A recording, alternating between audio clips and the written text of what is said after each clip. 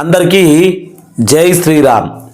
తెలంగాణలో ఉన్న రైతులందరికీ మీకు వడ్ల కొనుగోలు కేంద్రాలు ఏర్పాటు చేయబోతున్న తెలంగాణ ప్రభుత్వము, ఇందులో కొన్ని గవర్నమెంట్కు సంబంధించినటువంటి కేంద్రాలు ఉంటే ఇంకొన్ని ప్రైవేటుకు సంబంధించినటువంటి ఐకేపీ కేంద్రాల్లో ఏ రకంగా ఉంటుంది కొనుగోలు వ్యవస్థ అనేది, అలాగే మనకు ఎంత తొందరగా ధాన్యం అమ్ముడుపోతుంది అనేది చాలామంది రైతులకు తెలుసు. ఐకేపీ వల్ల పోయిన మొన్నటి యాసంగిన రైతులు ఎంత ఇబ్బందులు పడ్డారు అన్నది కూడా ఈ యొక్క రాష్ట్ర రైతాంగానికి మొత్తానికి తెలుసు. తెలంగాణ ప్రభుత్వం ఏం చెప్పబోతా ఉంది? మహిళలను ఐకేపీ సెంటర్లో పెట్టి రైతుల వడ్లను కొనుగోలు చేసి ఇప్పుడు దొడ్డు వడ్లకు ఒక కేంద్రం, సన్న వడ్లకు ఒక కేంద్రం, ఇలాగా రెండు భాగాలుగా చేసి అసలు వడ్ల రేటు ఎంత అనుకుంటున్నారు? వడ్ల రేటు ఎంత పెంచింది తెలంగాణ ప్రభుత్వము?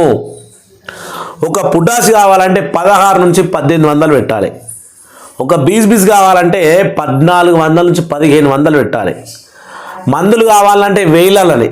ఒక ఎకరం భూమిని వ్యవసాయం చేసి వరి పండియాలంటే ఇంచుమించు 30,000 రూపాయలు ఖర్చు అవుతూ ఉంటే మరి మనకు ఆదాయం ఎంత రాబోతుంది? అది కూడా తెలంగాణ ప్రజలు ఆలోచన చేయరి. ఈ వీడియోలో సీఎం రేవంత్ రెడ్డి రైతుల గురించి ఏ విధంగా మాట్లాడుతూ ఉన్నాడు, ఎవరెవరికి ఎంత న్యాయం చేయబోతా ఉన్నాడు, రైతుల కోసం ఏదో ఏర్పాటు చేసినారట, మరి రైతు భరోసా ఇవ్వబోతా ఉన్నారా, రుణమాఫీ ఇవ్వబోతా ఉన్నారా, అందరికీ ఇప్పుడు యూరియా కూడా ఇంకా కావాలంటారు, యూరియా కూడా సక్రమంగా వీళ్ళు చేకూర్చినారా అనే విషయాన్ని మనం చూసుకుంటే, ఇగో ఇది మొన్న దంచి కొట్టిన వానకు హైదరాబాద్లో కొన్ని కాలనీలు అయిపోయినాయి. కొంతవరకు పంట నష్టం జరిగింది. రాకపోకలు బంధు, దెబ్బతిన్న మొక్కజొన్న, పత్తి పంటలు. మరి ఈ పంటలకు వీళ్ళు పంట నష్ట పరిహారం ఇవ్వాలి. కానీ మన తుమ్మల నాగేశ్వరరావు సార్ని అడిగితే పంట బీమా చేసుకున్న భూములకు ఆ రైతులకు మాత్రమే మీకు పంట నష్ట పరిహారం అనేది రావడం జరుగుతుంది అని ఆయన నోటి నుంచి చెప్పడం జరుగుతుంది. అంటే అమాయకపు రైతులు ఉంటే మాత్రము వాళ్ళకు సిల్లి గవ్వ కూడా రాదు అని డైరెక్ట్గా చెప్పినట్టే కదా. ఇంకేందిగా ఇది ఈ రకంగా పంట నష్ట పరిహారం అది గోవిందా. ఇంకా చూసుకుంటే ఇగో ఈ 3 విషయాలను తెలంగాణ రైతులకు జీవితంలో కూడా మర్చిపోలేరు. ఏంది అంటే యూరియా లేదు, మొత్తానికి ఈ సంవత్సరం ఎంత గోసుంది అనేది. యూరియా లేదు, రైతు భరోసా లేదు, రుణమాఫీ సంపూర్ణంగా లేదు. అక్కడక్కడ మండలానికి ఇప్పటికి 600 మంది రైతులకు రుణమాఫీ కాలేదనేది వాస్తవము. రైతు భరోసా ఎవరికి పడ్డది అంటే లీడర్లు మీ వెనకాల జెండా వేసుకొని తిరిగిన వాళ్ళకు ముందుగా రైతు భరోసా అమౌంట్ పడ్డది అనేది ముమ్మాటికి వాస్తవము. ఇక యూరియా సంగతి గురించి ఎవరిని అడిగినా, అది కూడా మీ కాంగ్రెస్ కార్యకర్తలను అడిగినా కూడా చెప్తారు. ఎందుకంటే వాళ్ళు కూడా వ్యవసాయం చేసేటోళ్ళు ఉన్నారు. ఎంత గోసొచ్చింది యూరియా కోసం అనేది. ఇప్పటికీ 2 నెలలు గడిచిపోతా ఉన్నా తెలంగాణ రాష్ట్రంలో యూరియా కొరత ఇంకా మిగిలే ఉంది. చెప్పుల లైన్లు, ఆకలికి ఆ నిద్రాహారాలు మానుకొని రాత్రి పగళ్ళు యూరియా కోసం పడుతున్న తిప్పలు అది చెప్పలేనంతగా ఉంది. ఇంకా వీళ్ళు ఏమంటా ఉన్నారంటే ఇక్కడ చూడిగా యూరియా లేదు, రైతు భరోసా లేదు, రుణమాఫీ లేదు, రైతులను మోసం చేసిన కాంగ్రెస్.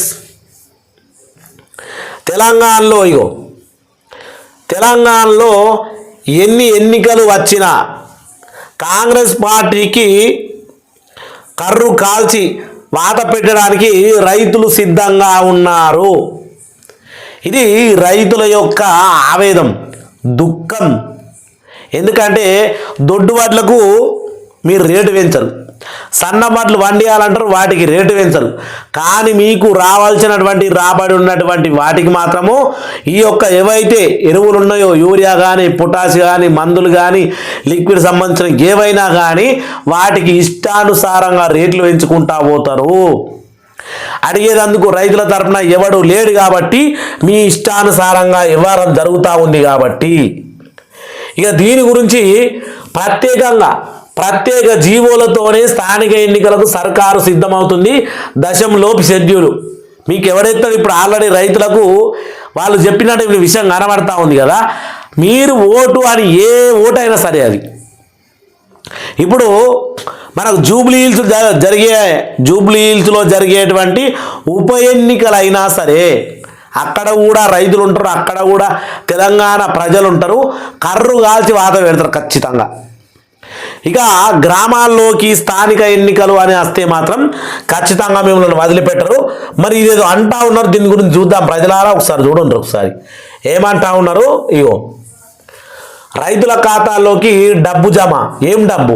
అక్టోబర్ తొలి వారంలోనే ప్రారంభం. తెలంగాణ రైతులకు రేవంత్ సర్కార్ తీపి కబురు అందించింది. ఖరీఫ్ సీజన్ ధాన్యం కోసం కొనుగోలు కేంద్రాలు సిద్ధమైంది. అక్టోబర్ మొదటి వారం నుంచే కొనుగోళ్లు ఆరంభం కానున్నాయి. సన్నధాన్యం పండించే రైతులకు క్వింటాలకు 500 బోనస్ ఇవ్వనున్న ప్రభుత్వం ఈసారి కొనుగోలు కేంద్రాల సంఖ్య కూడా పెంచనున్నారు. సిగ్గు శరం లేనోడు అంటే మాకు సిగ్గు శరం లేనోళ్ళము ఈ ముచ్చట్లినాలే. వాన యాసంగి వడ్లు కొంటే ఆనాకాలం బోనస్ పడుతుంది, ఆనాకాలం వడ్లు కొంటే యాసంగి బోనస్ పడుతుంది.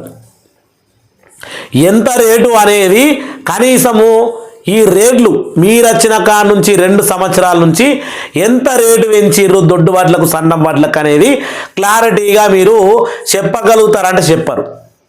ఎందుకంటే రైతులకు కనుక మనము వడ్లకు కానీ మొక్కజొన్నలకు కానీ పత్తికి కానీ ఇంకా దేనికైనా మనం రేట్లు పెంచితే రైతులు ధనవంతులు అయిపోతారు. రైతులు ధనవంతులు అయిపోతే మన దగ్గరికి భిక్షాందేహి అని అనుకునేటోడు ఎవడు?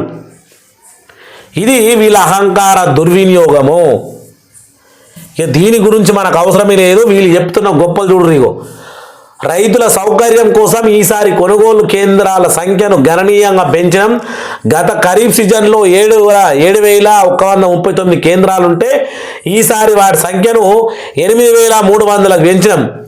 సన్నధాన్యానికి బోనస్ ఇవ్వడం వల్ల సాగు విస్తీర్ణం పెరిగిందట. లక్షల ఎకరాల నుంచి 60 లక్షల ఎకరాల నుంచి 65 లక్షల ఎకరాలకు పెరిగింది. అంటే 5 లక్షల ఎకరాలు వీళ్ళు చేయబట్టి పెరిగింది.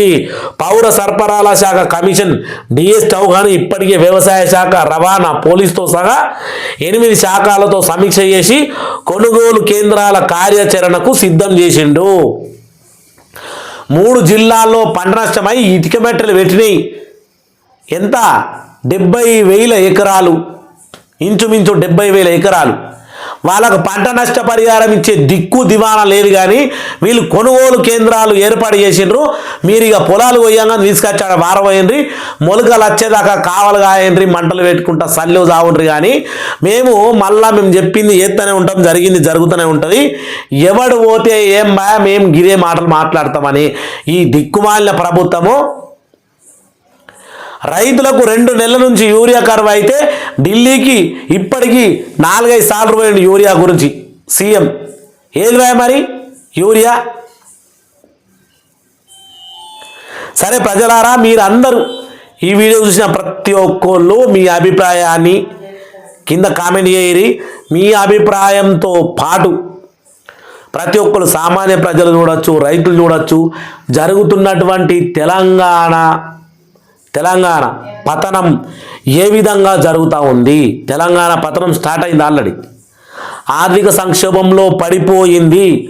ముందుగా రైతులు బాగుంటేనే తెలంగాణ అన్ని రకాల ఆర్థికాలు బాగుంటాయి. మార్కెట్ తెలంగాణ వ్యవసాయ రంగమే పడిపోయిన తర్వాత ఖచ్చితంగా తెలంగాణలో భారతదేశంలో మొదటిసారిగా తెలంగాణలో ఆర్థిక సంక్షోభం రాబోతా ఉంది అనేది సాంకేతిక నిపుణులు చెప్తున్నటువంటి హెచ్చరిక. అందరూ గుర్తుంచుకోవాలి ముచ్చటను. ప్రతి ఒక్క రైతన్నకు జై రైతన్న, జై తెలంగాణ, జై శ్రీరామ్, జై శ్రీరామ్.